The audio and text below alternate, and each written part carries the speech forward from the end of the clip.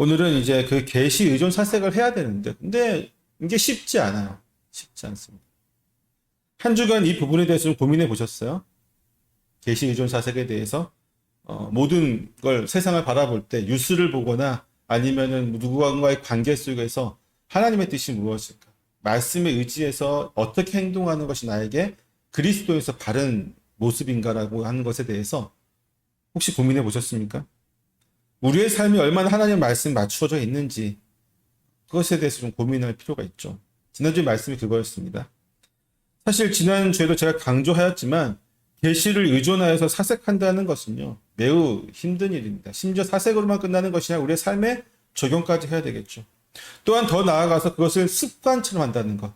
그러니까 이건 내가 꼭 하나님의 말씀이 무엇인지 확인해 봐야지 하고 의도적으로 하는 것이 아니라 습관적으로 그냥 모든 일에 대해서 자연스럽게 성경에서 어떻게 이렇게 말씀하고 있지가 연결되어지는, 굳이 생각하려고 하지 않더라도 바르게 연결되어지게 하기 위해서는 매우 지난한 일이라고 말씀을 드렸습니다. 오래 걸리고 힘들고 또 그렇지만 그럼에도 불구하고 그리스도인이라면 당연히 그렇게 해야 되는 것에 대해서 제가 말씀을 드렸었죠. 또한 사실상 우리로 하여금 하나님의 말씀을 의존하지 못하도록 하는 여러 장애들이 있기 때문에 이게 쉽지만은 않습니다. 우리가 노력하는 것 플러스에서 이러한 장애들, 우리가 계시 의존 사색을 하는 것, 즉 하나님의 말씀을 의지해서 모든 만물을 바라보고 깊이 생각해서 결론을 내려서 또 우리의 삶에 적용하는 이 모든 것들이 우리의 습관이 되려면 잘못된 습관들하고 싸울 수밖에 없잖아요. 세상에 관련된 습관이랑 우리가 새롭게 들리려고 하는 이 하나님 말씀에 의지한 습관이 서로 대치될 수밖에 없는데, 이것들을 이제 세상에 그동안 물들어진 습관들이 우리를 방해한단 말이죠. 이것들을 다 제거해야 돼요. 그렇지 않고서는 우리는 쉽지 않습니다. 평생을 그리스도인이라고 하면서 그리스도인다운 모습이 전혀 나오지 않는 모습으로 살 수밖에 없는 그런 모습이 될 수밖에 없죠. 때문에 오늘은 이러한 장애들이 무엇인가, 장벽이 무엇인가, 거기에 대해서 보고요. 어떻게 하면 그것들을 제거할 수 있는지 좀 점검하는 시간을 가지려고 합니다. 계시 의존 사색을 막는 장벽 혹은 장애로서 세 가지 문제점을 다루려고 하는데, 제가 말씀을 준비하다 보니까 너무 길어가지고요. 하다가 시간이 너무 길 것 같으면 중간에 끊을게요. 그리고 다음 주에 이어서 하겠습니다.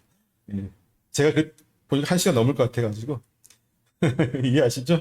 근데 세 가지 문제점이 있어요. 첫 번째는 삶의 문제입니다. 두 번째는 내적인 문제고요.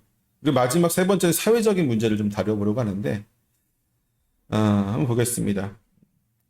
내 삶의 문제에서도 한 세 가지 정도를 좀 보려고 하는데, 우리의 삶을 좀 가만히 좀 들여다보면은, 저와 여러분의 삶을 좀 보십시오. 그러면은, 두 가지 패턴을 기본적으로 발견할 수 있을 거예요. 하나는 뭐냐면, 너무도 바쁜 삶입니다. 모든 스케줄에 딱딱 맞춰서 너무나도 바쁜 삶을 살아가고 있는 거고요. 가족도 돌볼 수 없을 정도로 정말 바쁘게 살아가는 직장인들이 있죠. 또 다른 하나는 뭘까요? 반대입니다. 너무나도 여유로운 삶입니다.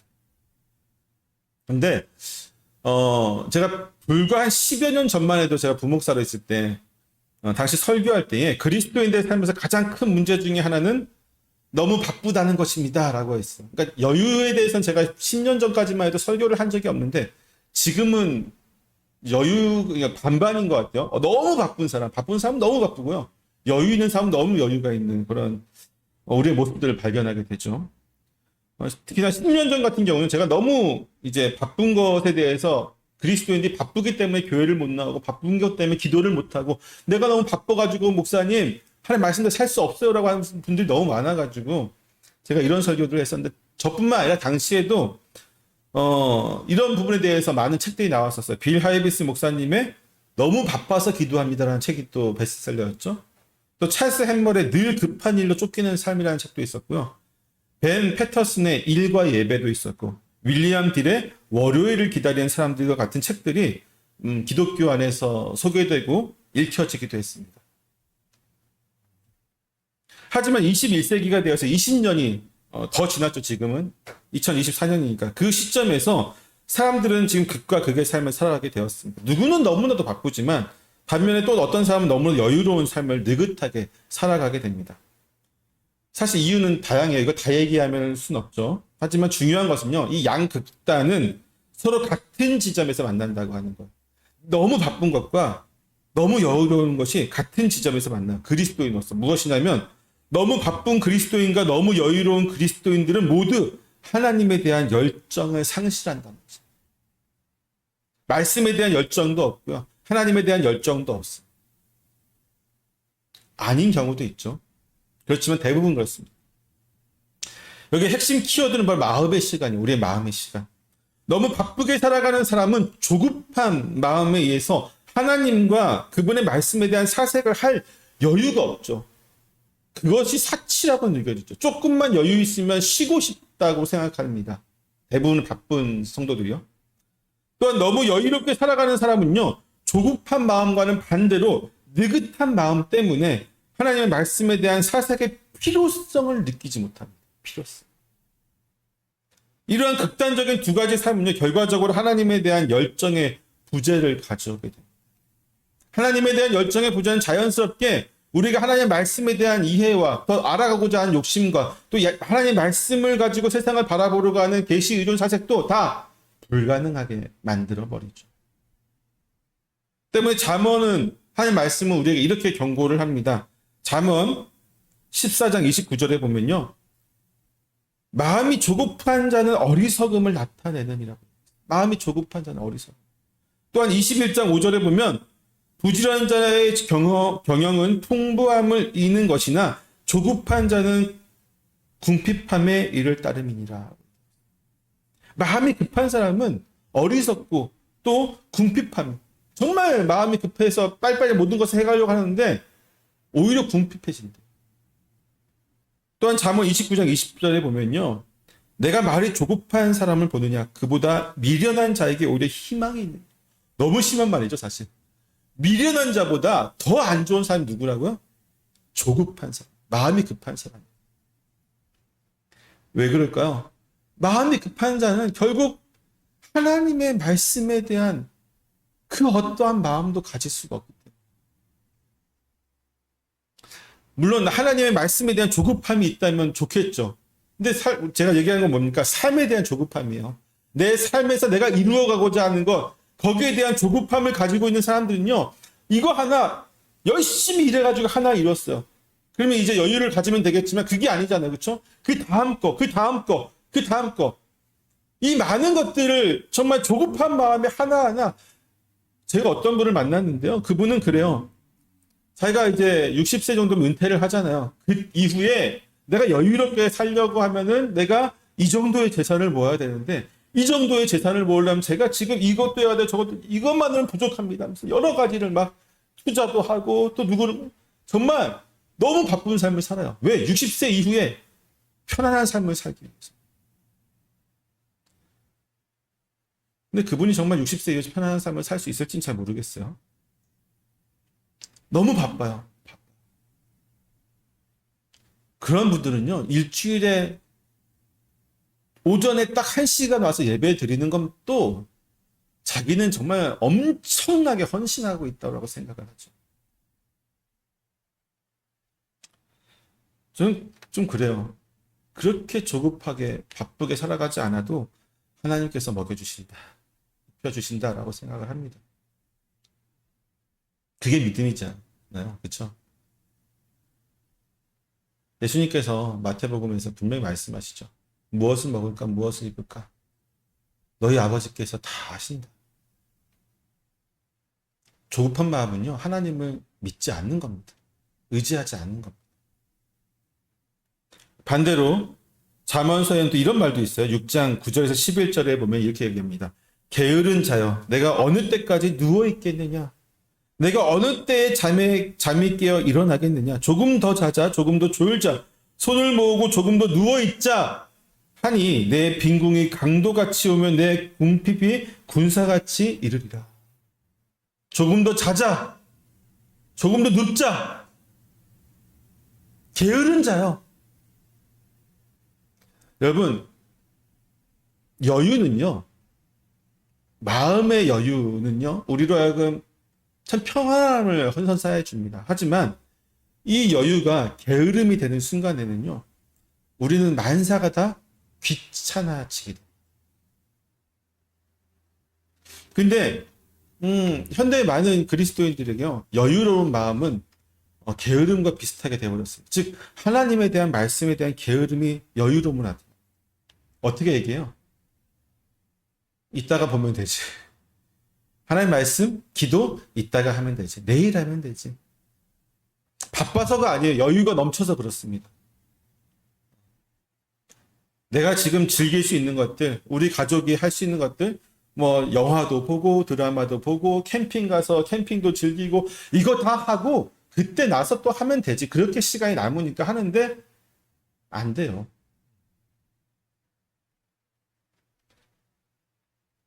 너무나 바쁜 삶과 너무나도 여유로운 삶이 우리로 하여금 하나님의 말씀을, 그것을 알기 위한 열정을, 또 하나님의 말씀으로 세상을 돌아보게 하는 하나님의 그 의지를 다 무너뜨려 버려요.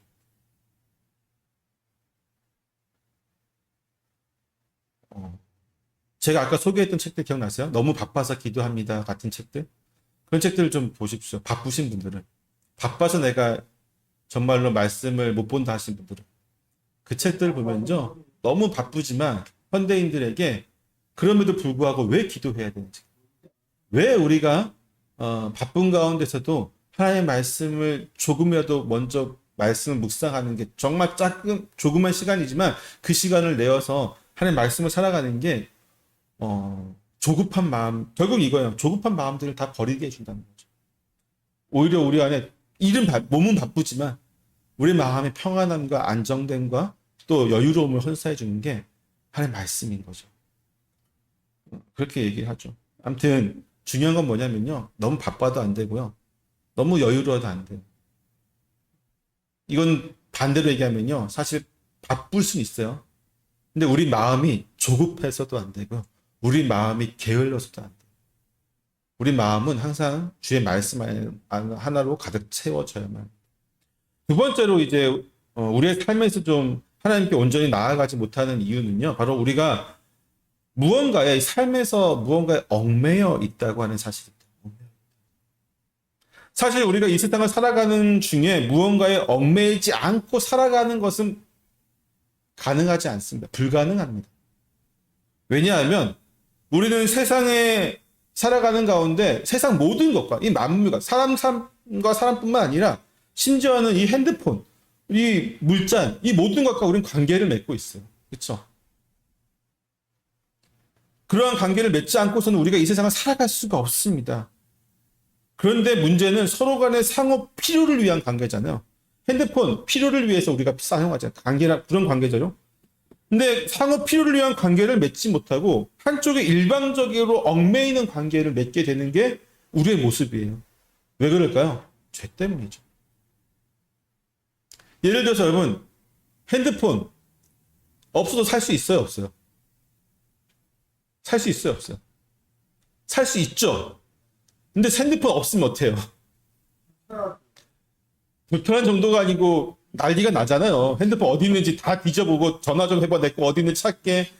나도 우리 마음이 그렇죠. 무슨 얘기냐면요, 핸드폰에 얽매여 있어요. 우리. 성경에는 이런 얽매인 삶들에 대해서 많이 얘기합니다. 마태복음 6장 24절을 보면 이렇게 얘기합니다. 한 사람이 두 주인을 섬기지 못할 것이니 혹 이를 미워하고 저를 사랑하거나 혹 이를 중히 여기고 저를 정히 여김이라. 너희가 하나님과 재물을 겸하여 섬기지 못하느니라. 무슨 얘기예요? 재물에 얽매여 있는 삶을 사는 사람은 하나님을 섬길 수 없다는. 오늘날 돈으로부터 자유로운 사람은 단 하나도 없습니다. 돈은 왜 만들어졌어요? 편의를 위해서 만들어졌어요. 예전에 돈이 없던 시절에 어떻게 했어요? 물물 교환을 하고, 그쵸? 네, 물물 교환을 하고 여러 가지 큰 것들을 이제 짊어지고 가야 되기 때문에 힘들기 때문에 화폐라는 것이 생겨, 돈이라는 게 생겼습니다. 이제 가볍게 화폐를 들고 다니면서 물건을 자유롭게 살 수 있도록 하는 정말 좋은 제도고 좋은 것이죠. 편리를 위해서 만들어졌는데 이제 사람들은 돈을 벌기 위해서 인생을 갈아 넣습니다. 자기 인생의 모든 것을 부자가 되기 위해서, 더 큰 돈을 벌기 위해서, 내가 더 많은 돈으로 더 많은 것을 누리기 위해서 자기 영혼까지도 갈아넣고 있다. 재물에 얽매인 삶을 사는 것이죠. 도대체 누가 주인인지 모르겠어요. 우리가 주인인지 돈이 주인인지. 마태복음 6장 34절을 보면 이렇게 얘기합니다. 그러므로 내일 일을 위하여 염려하지 말라. 내일 일은 내일 염려할 것이요 한낮의 괴로움은 그날에 족합니다. 우리는 또 염려로 살아갑니다. 염려, 걱정과 염려에 두려움에 이러한 감정들에 얽매여 살아가요. 빌립보서 4장 20을 보면요. 아무것도 염려하지 말고 다만 모든 일에 기도와 간구로 너희 구할 것을 감사함으로 하나님께 아뢰라. 그리하면 모든 지각이 뛰어난 하나님의 평강이 그리스도 예수 안에서 너희의 마음과 생각을 지키시느니라. 이사야서 41장 10절에 보면 두려워하지 말라. 내가 너와 함께 합니다. 놀라지 말라. 나는 내 하나님이 됨이니라. 여러분 왜 두려워하고 왜 걱정하고 왜 염려합니까?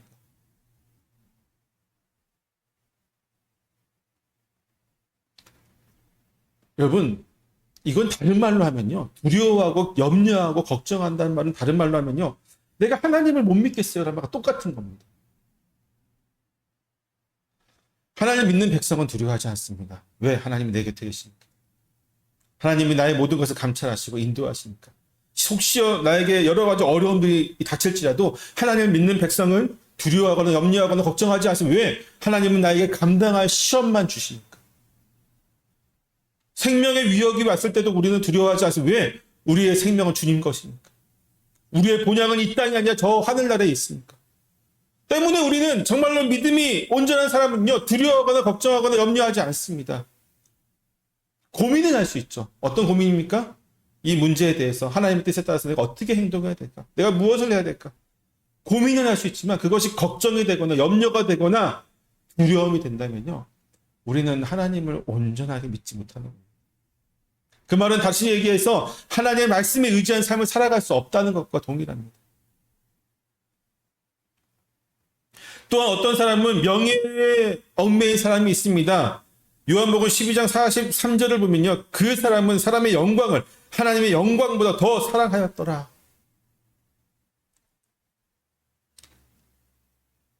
우리가 이 땅을 사랑하는 것들이 하나님보다 사랑하는 것들이 많이 있는데 그 중에 대표적인 것들이 몇 가지 있어요.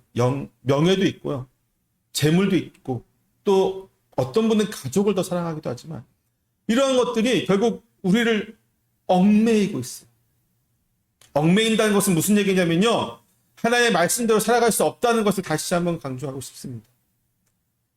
여러분이 제가 이렇게 설교를 하고 때로는 여러분이 스스로 말씀을 보다가 또 누군가에게 말씀을 듣고 해서 뭔가 깨달음이 있다고 할지라도 이 깨달음이 우리의 얽매임 때문에 날아가 버려요.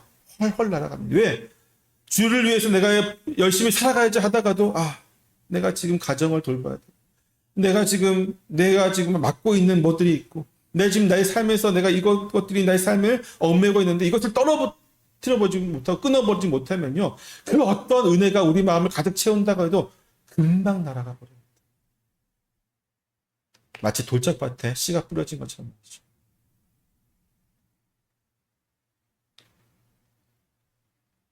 디모데후서 3장 4절을 보면 배반하며 조급하며 자만하며 쾌락을 사랑하기를 하나님 사랑하는 것보다 더하며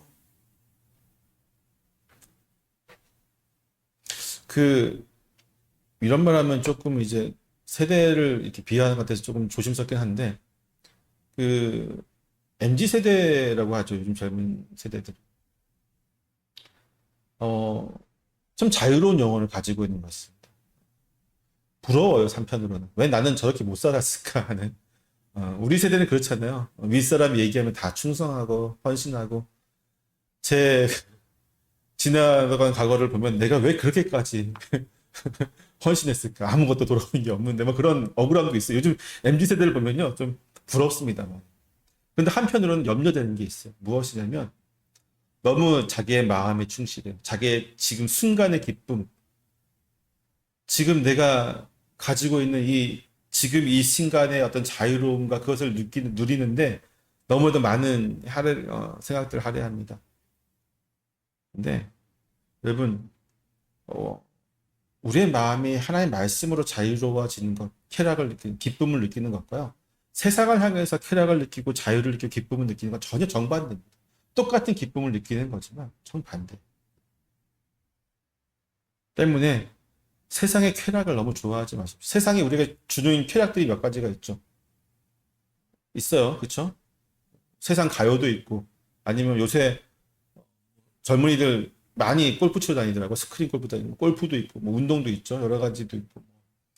요새는 또 가족 캠핑 같은 것도 많이 가고 정말 여러 가지 세상에 주는 정말로 제가 아까도 얘기했지만 10년 전하고 지금은 너무나도 우리 누릴 것들이 많이 우리의 쾌락을 즐길 것들이 정말 많아졌어요. 한 10년 전, 20년 전만 해도 우리 한국의 남자들은 즐길 수 있는 게 뭐밖에 없어요. 마시는 것밖에 없었어요. 드링크밖에 없었잖아요. 지금은 그 드링크 없어도 정말 많은 것들이 있습니다. 그런데 이 많은 것들 때문에 오히려 하나님을 사랑하지 않게 되는 참 아이러니하게 됐죠. 여러분, 우리를 얽매고 있는 것들이 있어요. 분명히. 없는 사람은 없습니다. 저를 포함한 여러분 다 있어요. 그것이 무엇인지 좀 점검할 필요가 있어요. 세 번째, 우리의 삶에서 하나님의 계시 의존 사색을 하나님의 말씀에 의지하지 않도록 만드는 것 중에 하나는 무엇이냐면요. 사실 이게 앞에 두 가지 이유보다 더 큰 것일 수도 있는데 그것은 바로 문제의식 없이 사는 삶입니다. 문제의식 없이. 문제의식이 없다는 것은요. 세상을 바라볼 때 아무 생각 없이 사는 거예요. 세상에 있는 모든 문제에 대해서 고민하지 않고 살아가는 것입니다. 그저 나만 아무런 피해 없이 살아간다면 그저 저 문제가 나에게 피해만 나에게 개인적인 피해를 주지 않는다고 한다면요. 이 세상에서 지금 이루어지고 있는 모든 일들에 대해서 어떻게 되든지 전혀 상관없는 생각을 가지고 있는 것이죠. 너무나 이기적인 생각을 가지고 살아가는 것입니다. 우리가 그리스도인이 아니라고 한다면 이렇게 살아갈 수도 있어요. 근데 우리는 그리스도인이잖아요. 그리스도인. 하나님이 우리를 만드시고 창세기 1장에서 뭐라고 말씀하십니까? 생육하고 번성하고 땅을 정복하라고 말씀하시잖아요. 우리가 보고 세상을 돌보라고 얘기하세요. 이 세상 만물을 하나님이 창조하신 하나님의 창조 섭리에 맞춰서 하나님의 자녀인 우리들이 그렇게 유지되고 경영되도록 나아가고 바라보라고 얘기하십니다. 그렇게 만들라고 말씀하시는데 세상 사람들은 관심 없어도 되지만 우리는 관심이 있어야 돼요. 세상 문제 모든 것에 대해서. 심지어 요한 크리스토스 같은 경우는요. 뭐라고 얘기하냐면 목회자들에게 하는 얘기지만 세상에 있는 모든 문제들에 대해서 다 잘 알아야 된다. 관심을 가져야 된다. 그것을 다 위해서 기도해야 된다고 얘기해요. 세상에 있는 모든 문제에 대해서 만물의 문제를 대해서 그 정도로 얘기합니다.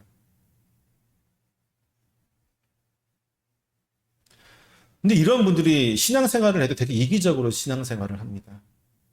자신만 우리 가족만 구원을 받는다면 다른 이들은 어떻게 되는지 전혀 상관없는 분들.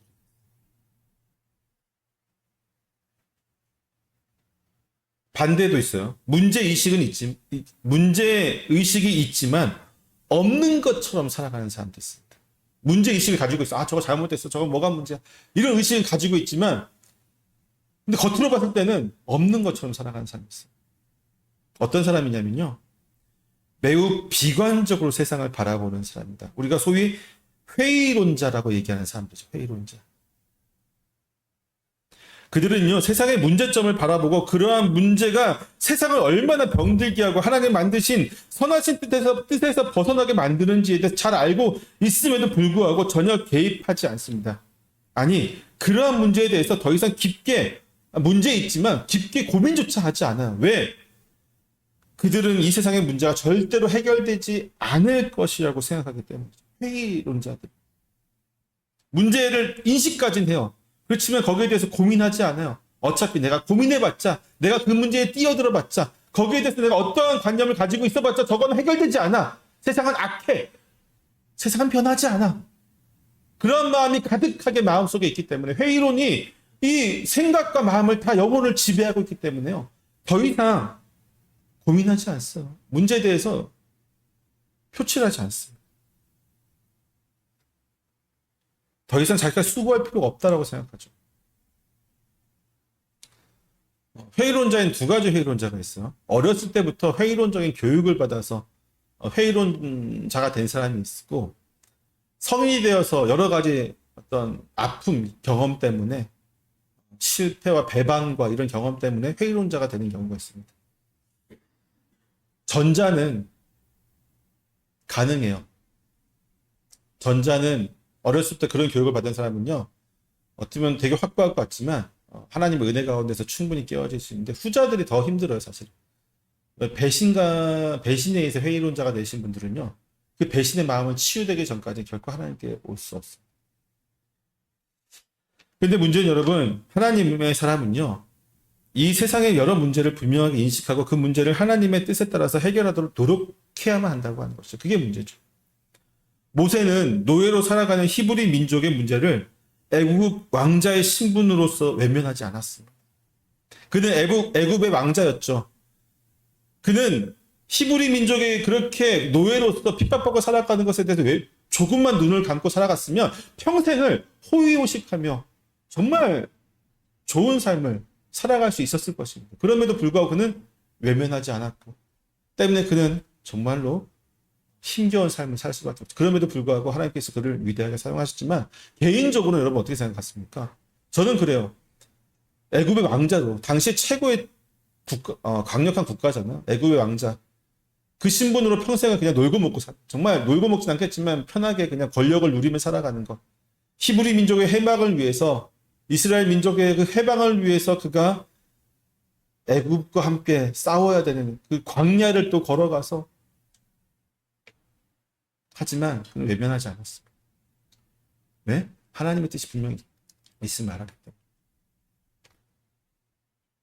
또한 윌리엄 윌버포스는요, 사실 그는 대단한 자산가였습니다. 아버지 일찍 돌아가셨는데 자산도 물려받았고, 또 아버지 일찍 돌아가셔서 이렇게 삼촌 큰아버지 밑에서 컸는데, 그분도 이제 돌아가시면서 재산을 물려줬어요. 양쪽 둘 다 부자였는데 두 부자의 재산을 다 물려받았어요. 어마어마한 부자였습니다. 그런데 몇 대를 놀고 먹을 수 있는 부자였지만, 그는 노예제도의 부조리함을 인식하고 평생을 노예제도 폐지를 위해서 싸웠습니다. 자기 재산 다 깎아먹으면서 운동을 했어요. 왜? 왜입니까? 하나님께서 노예제도를 원치 않다는 사실을 분명히 그가 인식했기 때문에.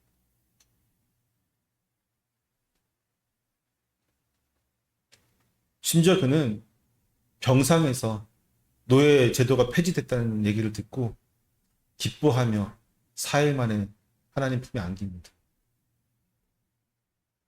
병상에서 힘겨워하는 가운데 사람들이 윌버포스에게 노예제도가 폐지되었으다 이 얘기를 전해줘. 국회에 통과됐습니다. 그 애를 정말 기뻐하고 나서 이제 내 할 일이 다 끝났구나 하는 그 심정으로 하나님께 가죠. 믿음 안에서 신실했던 주님의 자녀들은 결코 이 세상의 문제에 대해서 관심을 거두지 않습니다. 비관적으로 생각하지도 않습니다. 내가 해야 될 일이라고 생각하였습니다.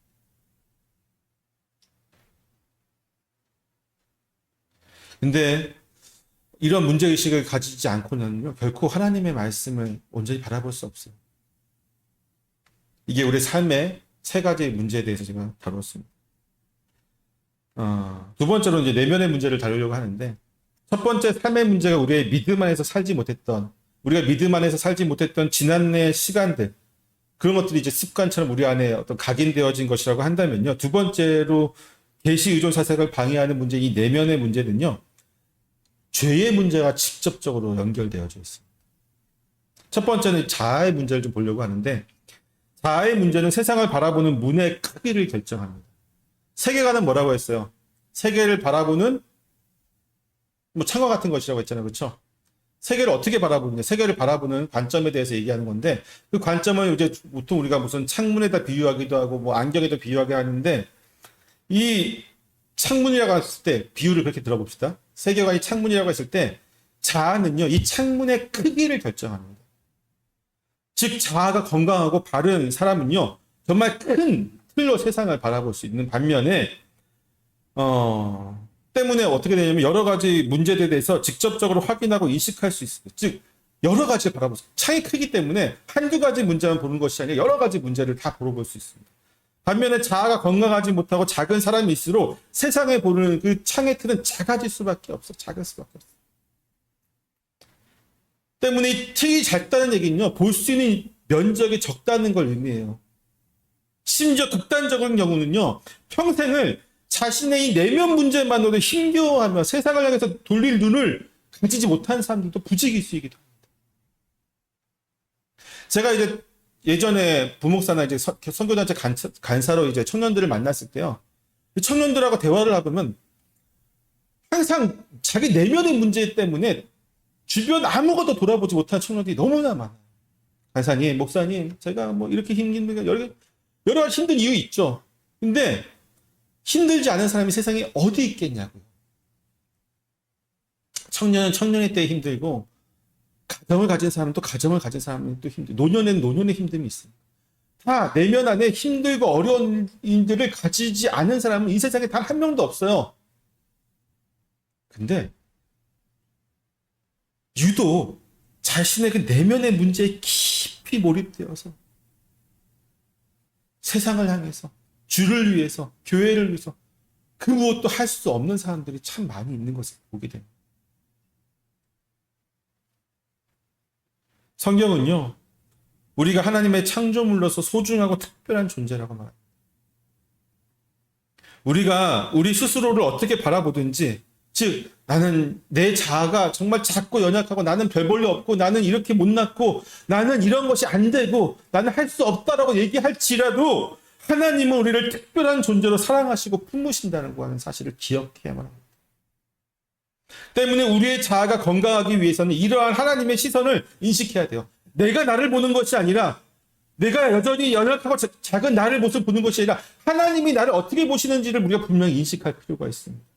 시편 149편 14절에 보면 이렇게 말씀하시면 내가 주께 감사하옴은 나를 지으심이 하나님이 나를 지으심이 신묘막측하시니라. 주의 행사가 기이함을 내 영혼이 잘 아나이다. 여러분, 하나님은 우리를 그냥 만들지 않았어요. 여러분, 한 사람 한 사람에 대해서 하나님이 그냥 공장에서 찍어내시듯이 만들지 않았다고. 하나님은 우리를 특별하게 생각하십니다. 세상 모든 인간을 만드실 때 하나님은 다 특별하게 만드셨어요. 그렇지만 그 중에서도 하나님의 부르심 받은 백성들이 우리는 더 특별하게 만드셨습니다. 결코 우리는 특별하지 않지 않아요. 우리는 평범하지 않습니다. 우리는 못나지 않았습니다. 내면의 문제로 하나님의 말씀을 외면하는 어리석은 백성이 되지 않기를 축원합니다. 근데 우리 내면의 두 번째 문제는요, 성숙에 관한 부분입니다. 바울은 에베소서에서 다음과 같이 말합니다. 에베소서 4장 13절에서 15절인데요. 이거 같이 좀 한번 읽어볼까요? 에베소서 4장 13절에서부터 15절입니다.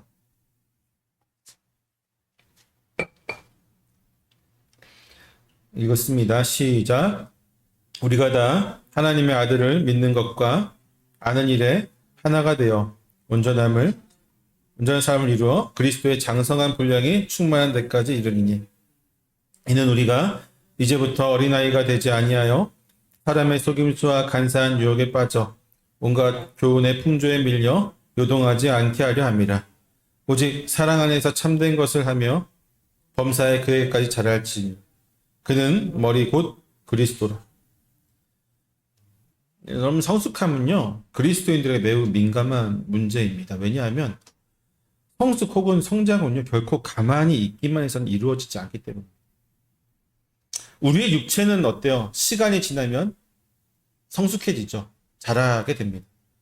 성장하게 되지만 우리의 내면, 우리의 마음의 문제와 우리의 신앙의 문제는 결코 시간이 지난다고 해서 자연스럽게 성장하는 게 아니에요. 오죽하면 바울이 고린도 교인들에게 뭐라고 얘기하냐면 내가 신령한 자들을 대함과 같이 너희에게 말할 수 없어서 육신에 속한 자 곧 그리스도 안에서 어린아이를 대함과 같이 하노라고 하겠습니까? 오죽하면 바울이.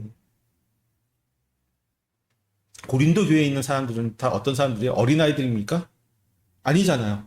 고린도 교회의 성도들은요, 대부분 상당수가 부자들이었습니다. 돈도 많고요, 지역 유지고요, 사업체도 가지고 있고요, 또 관리이기도 했습니다. 이미 모든 대부분의 사람들이 가정을 가지고 있었고, 그럼에도 불구하고 지금 바울이 그들을 향해서 뭐라고 얘기하냐면 어린아이 같이 대할 수밖에 없어 라고 얘기해요. 왜?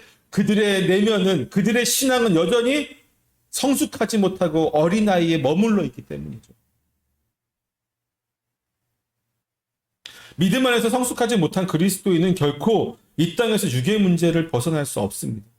더 정확히는요, 유괴 문제에 얽매이는 삶에서 벗어날 수 없게 됩니다.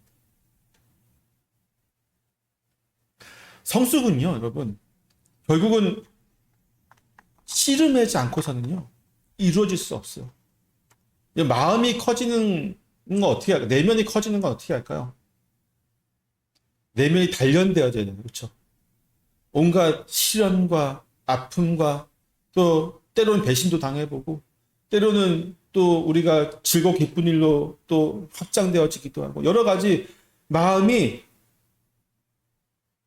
단련되어지는 거잖아요. 여러 가지 외부의 어떤 요소들로 인해서 우리 마음이 그랬을 때 마음은 단단해지면서 성숙해지는 거, 내면이 성숙해지는 거죠. 신앙의 성숙은 어떻게 이루어질까요?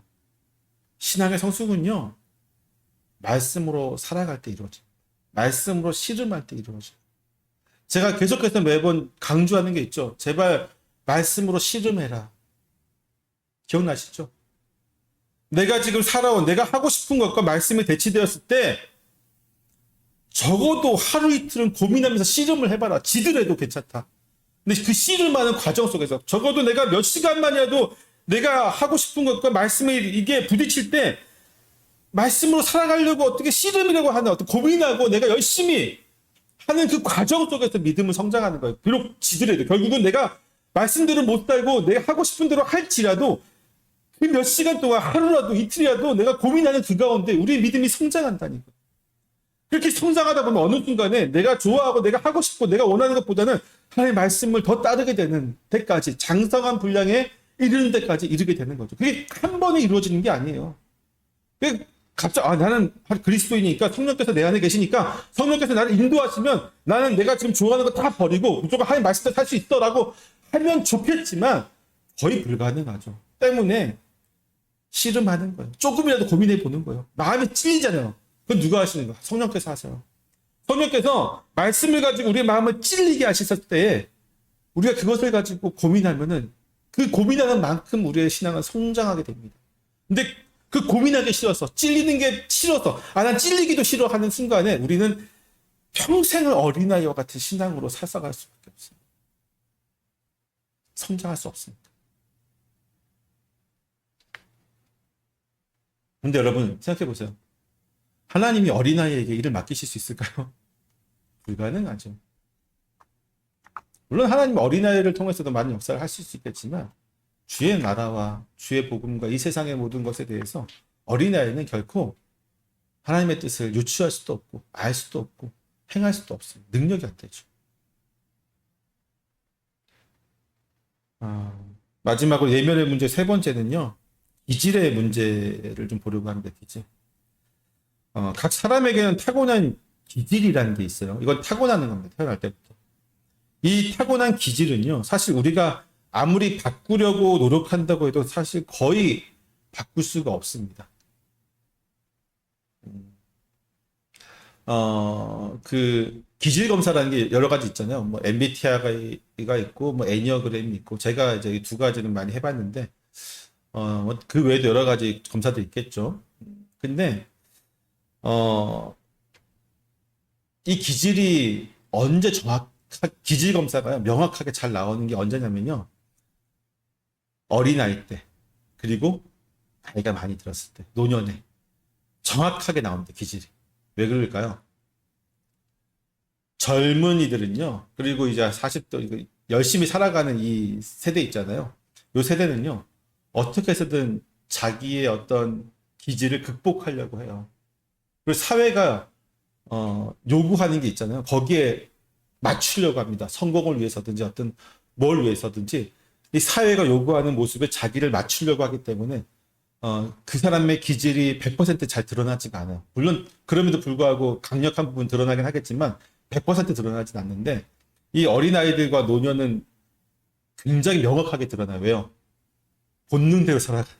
노린도 마찬가지고 어린아이도 마찬가지고 고민하지 않고 노력하고 살아가지 않고 그냥 본능, 좀 마음이 시키는 대로 몸이 시키는 대로 본능대로 살아가기 때문에 명확하게 드러나죠. 때문에 비록 살아가는 젊었을 때는 내가 이렇게 살아간다고 할지 노년이 되면 그 기질 그대로 나와요. 때문에 다만 각각의 기질의 약점을 극복하기 위해서 우리는 노력할 뿐이죠. 각 기질이 가지고 있는 장점을 극대화하는 것만이 최선의 노력이지 그래서 바꿀 수는 없고 없애버릴 수는 없습니다. 문제는 우리가 가진 기질이 좋은 점만 있지 않다고 하는 것이죠. 이 본질적인 문제는 뭐라고 했어요? 제가 내면의 문제는 다 뭐랑 관계에 있다고 했죠? 죄의 문제와 관계에 있다고 했잖아요. 우리 기질도 마찬가지. 죄로 인해서 오염되었기 때문에 우리의 기질은요, 장점만 있지 않고요. 단점을 더 많이 가지고 있어요. 그 단점의 가장 큰 건 뭐냐면요. 우리가 가지고 있는 많은 기질은요. 하나님으로부터 멀어지게 하도록 만듭니다. 우리가 가진 기질들 그것이 무엇이 되었든 하나님과 가까이 가는 것을 막는 역할을 해요. 이 기질들은. 각각의 기질에 따라서 다른 현상으로 나타나긴 하겠지만 그 본질은 결국 하나님을 멀리하는 것이 내가 더 편하다고 우리에게 말하는 우리의 기질. 이게 제일 오염된 우리의 기질이에요. 예를 들어서 어떤 기질은요. 어떤 기질이 이래요. 스스로의 힘을 좀 맹신하는 사람도 있습니다. 나는 자신 있어. 어떤 독립적이고 그렇죠? 그런 기질을 가지고 있는 사람들은요. 하나님을 의지하지 않습니다. 또 어떤 기질은 인간적인 관계, 어떤 사람들과의 관계를 매우 중시합니다. 하지만 인간적인 관계를 중시한 나머지 하나님과의 관계를 소홀히 하거나 멀리합니다. 또 어떠한 기질은 성공하기 위해서 앞만 보고 달려가기도 합니다. 하나님 보이지가 않아요. 또 어떠한 기질은 자유분방하여서 그 무엇에도 얽매이려고 하지 않습니다. 그 무엇에도는 심지어 하나님도 포함되어 있죠. 이렇게 이거 말고도 많은 기질이 있죠. 많은 기질들은요. 각각의 그 기질이 하나님으로부터 멀어지게 하는데 특화되어 있어요. 이런 우리의 오염된 기질은요. 성령의 인도를 받게 되었을 때만 온전하게 기능을 하게 됩니다. 기본적으로 저와 여러분들은 하나님 안에서 거듭난 존재이기 때문에 극복할 수 있어요. 온전한 기능, 우리의 기능이 하나님을 멀리하는 것보다 가까이 하는 쪽으로 바꿀 수 있는 가능성을 우리는 가지고 있습니다. 즉 각자의 기질에 따라서 하나님의 말씀을 이 세상에 구현해내는 것입니다. 아까 스스로의 힘을 맹신했던 사람은 자기를 의지하고 하나님을 의지하지 않는다고 했잖아요. 그랬던 사람이 성령을 통해서 거듭나게 되면 어떻게 되냐면요.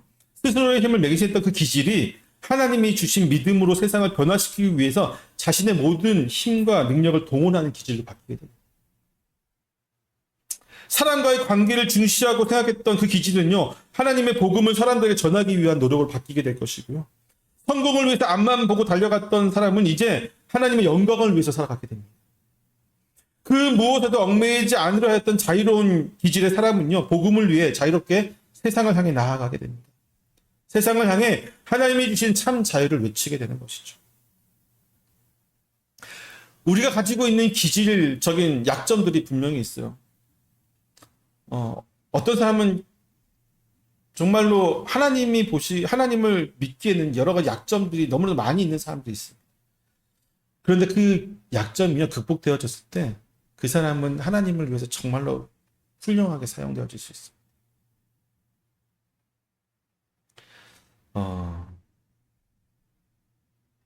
사랑하는 성도 여러분, 우리의 기질은 결국은 변화시킬 수 없어요. 근데 이거를 강화시키는 거예요. 근데 좋은 방향으로 강화시키는 거죠.